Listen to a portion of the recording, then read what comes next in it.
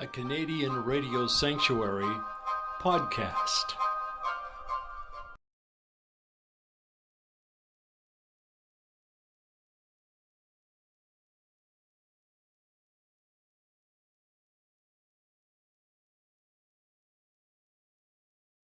Now, before the theater was founded in 1991, what led you to being involved in theater and the arts? Does this go back to childhood? Yeah, my interest in theater actually started back in elementary school. One of the first memories that I have is actually attending a production of The Matchmaker. And I thought there was something very powerful about an actor being able to engage an audience in such a way as to make them laugh, and to laugh quite uproariously. They were just so engaged with that performer's acting. And I think that carried through in my elementary school years. I had a couple of opportunities to perform a few sketches, and there was just something really cool about being in front of an audience. I think maybe it was tapping into my need for some attention, being the youngest of three brothers. And that interest in theater grew through high school, and got involved in the high school spring productions, first backstage, and then helping out or performing on stage in a number of productions. And over that period of time in grade 11, I got inspired to start a small drama group within the church that I was attending. I thought there was something very cool about a group that met regularly for spiritual support, but also to pursue their passion for theater. We did a couple of different sketches. They were quite successful, and I think that was sort of the germination point of what was going to become Gallery 7 later on. In grade 12, I got elected to student council, so I took a break from that. But my first year of university, revisited this idea of setting up a drama group. And what's interesting about it is that the growth of Gallery 7 actually mirrored exactly the growth, essentially, of medieval theater. Medieval theater, of course, was sort of the birthing ground for Western European theater as we know it. It started in the church as a way to communicate ideas from the Bible. It grew to be a very popular thing for audiences, and it outgrew the church. And so it stepped out of the church and into the community. And that's when you have the growth of the pageant wagons and these huge festivals, cycle plays.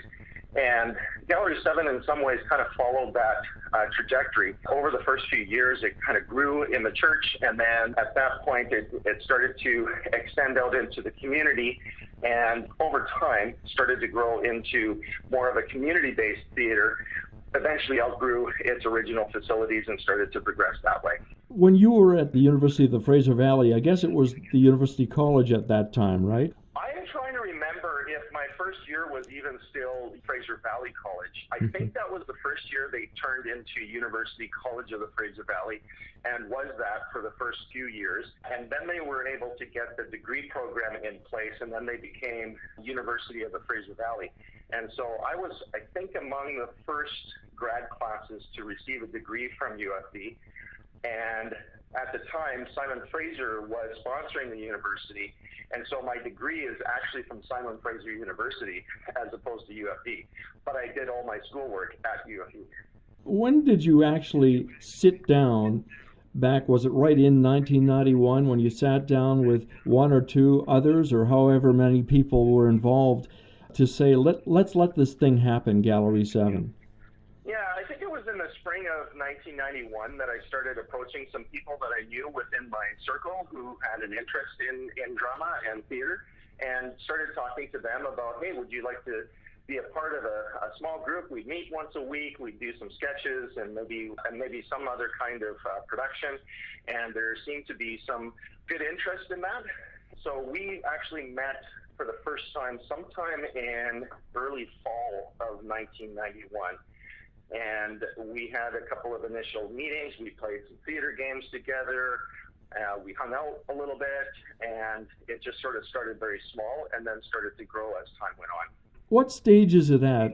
Is it a commercial enterprise, or is it mostly volunteers involved? How does it all work?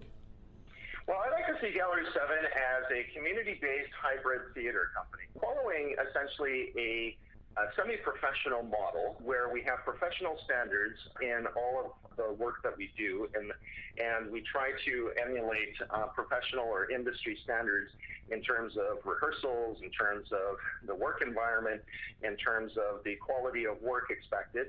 But it is still very much based in a volunteer organization. Many people who are involved with our theater are volunteers. We do have a small paid staff that helps take care of the management of the organization, but we were incorporated as a nonprofit society back in 2005, and shortly thereafter we also registered to become a registered charity, so we could issue tax-deductible receipts. It is definitely following a nonprofit model and a community-based model, but we also want Gallery 7 to be a place where emerging artists and established artists can come together and work together to create and develop and showcase their artistic talents for, of course, the edification of the community. I hope that helps to explain a little bit, kind of riding that delicate balance between community theater as well as a professional theater company, that sort of semi-professional level where we want people to feel proud of the credits that they've developed here, that they can really dig their artistic teeth into work that is challenging, that's inspiring, and hopefully that they'll be very proud of the credits they receive, so that as they move on to other professional work or even on to more training, they can use these credits to help them in that journey. Okay, Ken, thanks a lot. We'll post the website and people can get to even more information there. Thank you. That's awesome. Thank you, John. Appreciate it.